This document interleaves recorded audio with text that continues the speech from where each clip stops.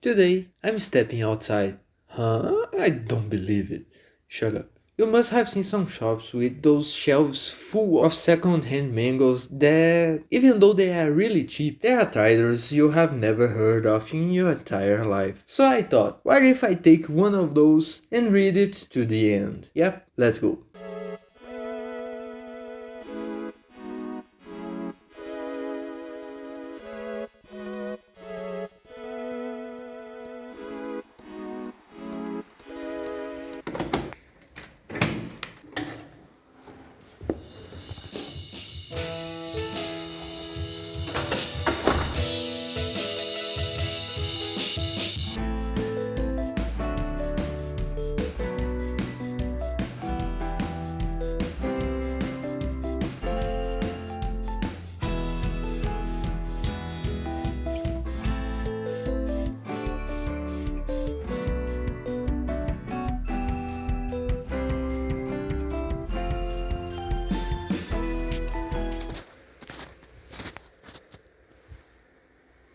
Huh, I think I took the wrong turn.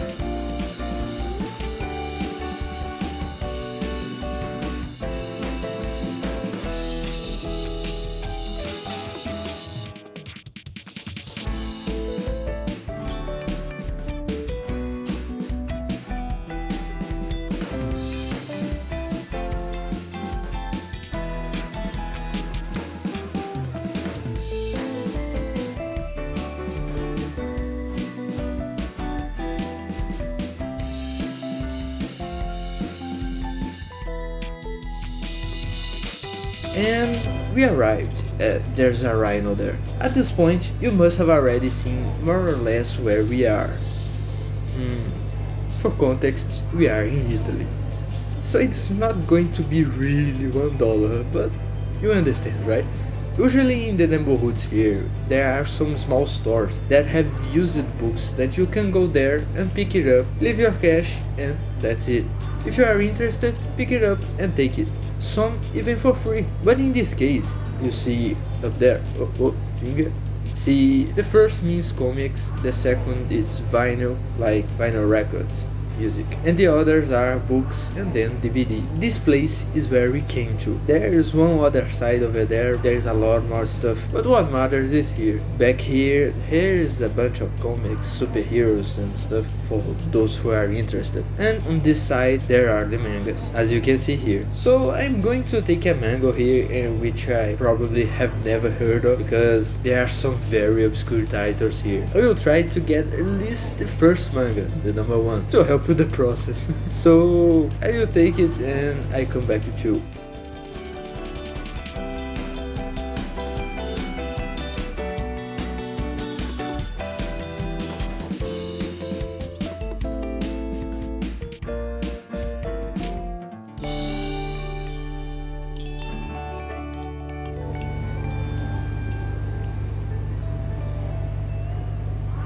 Alright, legal mangoes in hand. Let's see where this will lead, right? Now, let's make our way back. Sasuke. Wow.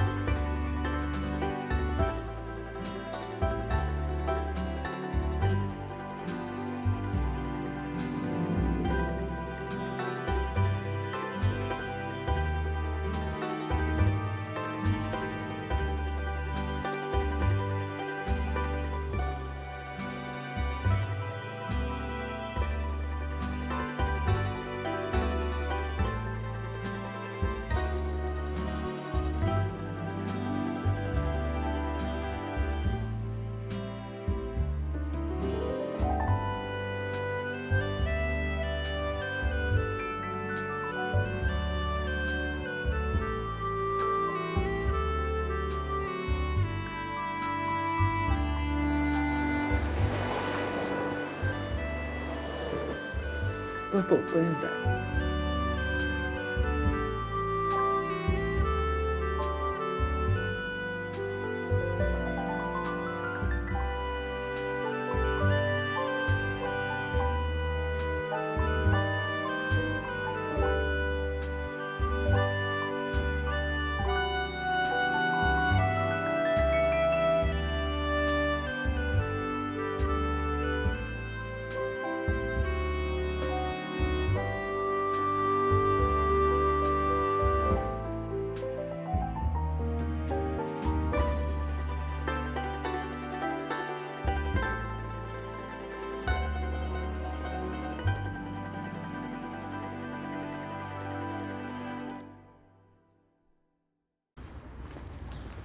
Yata.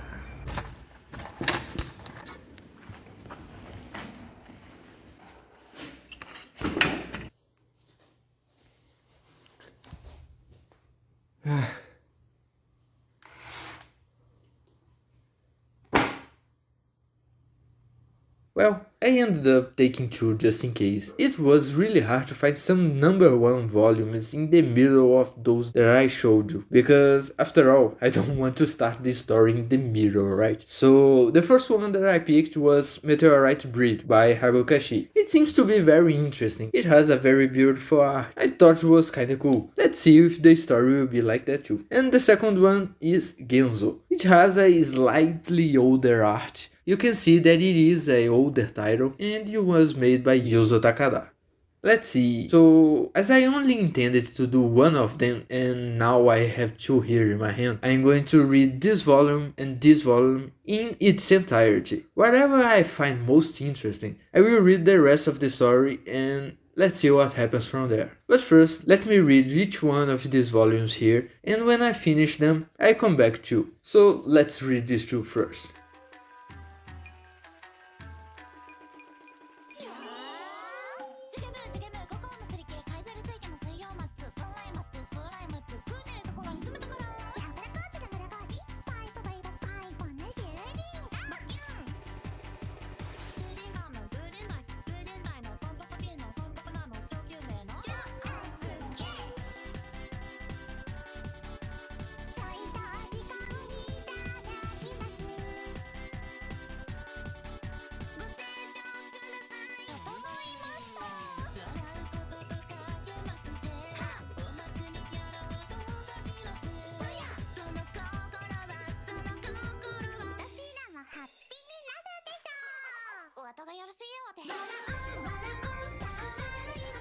Alright, interesting. The drawings are a little inconsistent, but it reminds me a lot of Naruto. Now, something that really attracted me to this one is that it has a premise that is very similar to what I'm doing there. I'm not going to give you any spoilers, but I hope in the future I can share what I'm doing there. So that's why this one is, for now at least, is winning over that one over there. Now I have to read Genzo to see what it has to offer and then which one will be the best to read it to the end.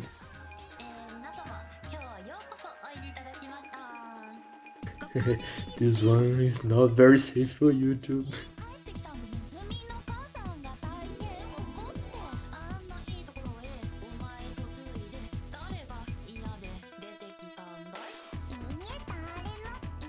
Okay, this one is much heavier than the one over there. It's quite macabre, perhaps. Its drawings are much more from back in the day. You can really see that it's an older manga. The quality of the paper is also very different from the one there. That looks and feels a little newer. Alright, let's do the following. Let's get into eye mode over there and explain properly to you. Then I say which one will be the one that I will read to the end.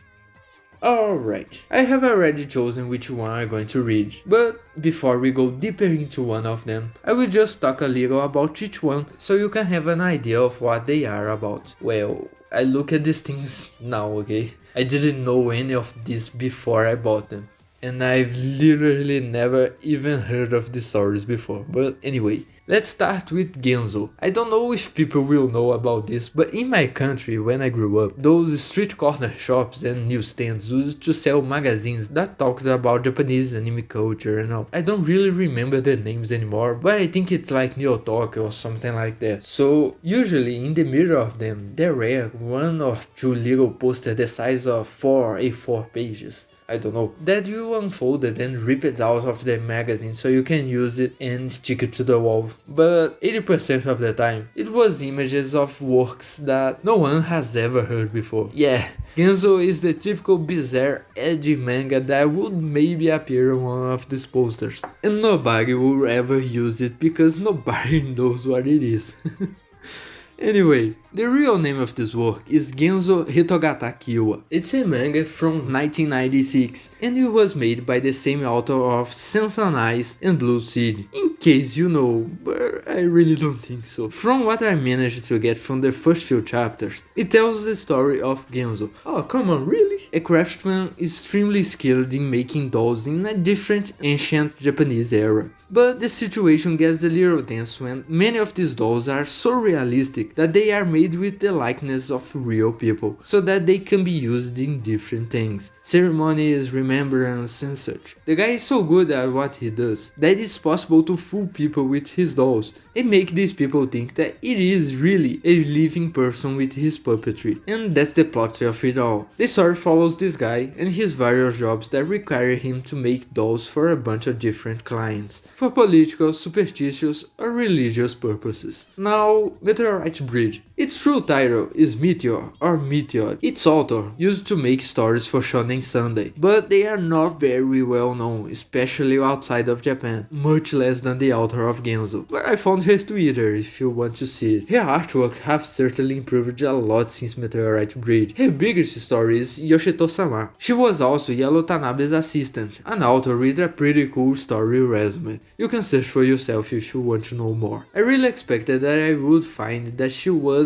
Masashi Kishimoto's assistant, but apparently that's not the case. Alright, Meteod tells the story of a Sabatoi, a boy who is very active, but he's a meteorite breed. A long time ago, a great meteorite shower fell into the earth and the world went to shitos. But a long time later, society was returning to normal little by little. But meteorites and their radiation still cause some strange things around the world, and some areas are still restricted because they are very infected by what happened many years ago, and the mutations that this generated, making all kinds of strange fauna and flora. But these mutations also appeared in humans, and yes, Toei is one of those affected humans. So that's the basis of the two stories. Genzo and Meteorite Breed are completely different stories, both in style and in art, forgotten products of different eras. Genzo has a much denser and heavier style, has a lot of gore and is often very morbid, but like many stories of its time, it carries all of this with a kind of storytelling that sometimes doesn't follow the theme properly. So there are moments that are too heavy without much reason, and others that are too light for the seriousness of the story. Now, Meteorite Breed is much lighter. It's a story that tries to make a name for itself in the shonen style, but for some reason that I don't know yet, it failed to stand out, even with a pretty interesting premise. Yeah, that's the story I'm going to read to the end instead of the other one. I'm curious to see how it unfolds and what are the problems that will happen along the way for it to be forgotten like that. Genzo has a very interesting premise too, but I think I prefer the lighter style that Meteorite Breed has. But if you want me to make another video of Genzo, I can do it, okay? It's not a problem. Anyway, now if you excuse me, I have a whole story to read. Meteorite Breed, or Meteor, or Meteod.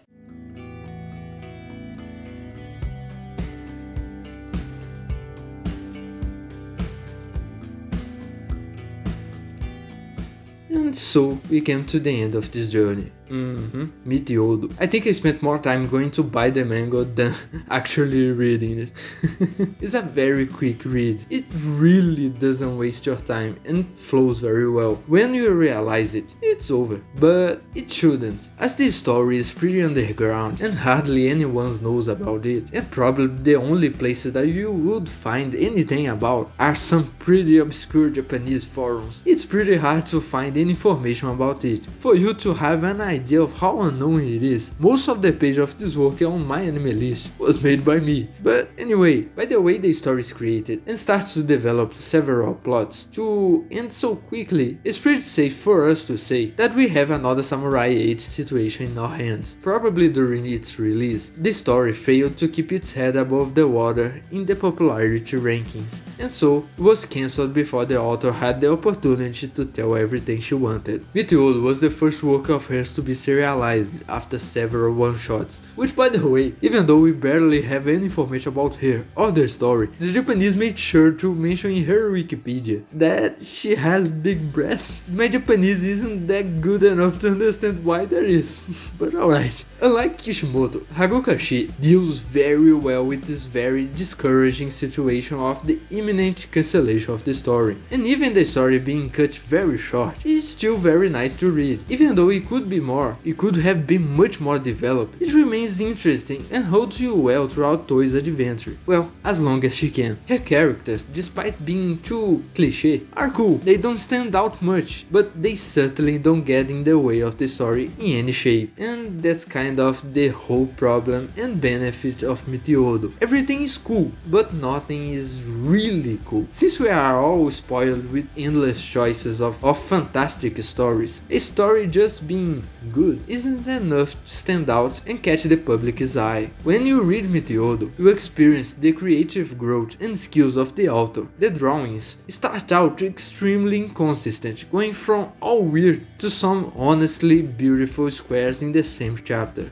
But throughout the story, these inconsistencies decrease and correct themselves. The story also gradually becomes more and more mature, not in the subjects, but in the way of telling. It's still very typical mid-2000s potato shonen, but it just keeps getting better. You can see the quality of her storytelling improving if the author had a little more opportunity, and if a few things were changed. Meteod wouldn't be so unknown. Maybe it wouldn't be a very popular work, but at least it would have carved out a niche for itself, besides of course a few Japanese and Italians that had the opportunity to read. It's amazing how Naruto always comes up when you see something from this story. I think everyone can see that there are a lot of similar things, like the drawing style, the way of telling the story, the innocent spirit like classic Naruto and stuff. That's kind of a plus, honestly. I'm sure if Harukashi had drawn Samurai 8, that story would make a little more sense visually than it did. She's very good at making scenarios and has some really good ideas. I'm not going to say anything, but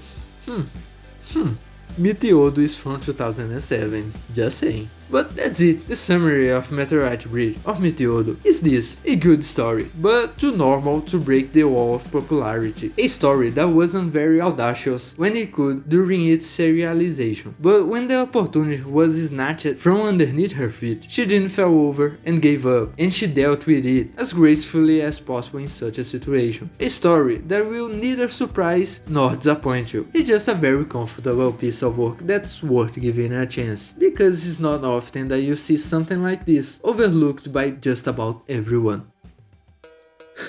The A rank guy appears. The dude is intimidating. What he can do if he's so strong? The guy just pull out just a machine gun and just start shooting.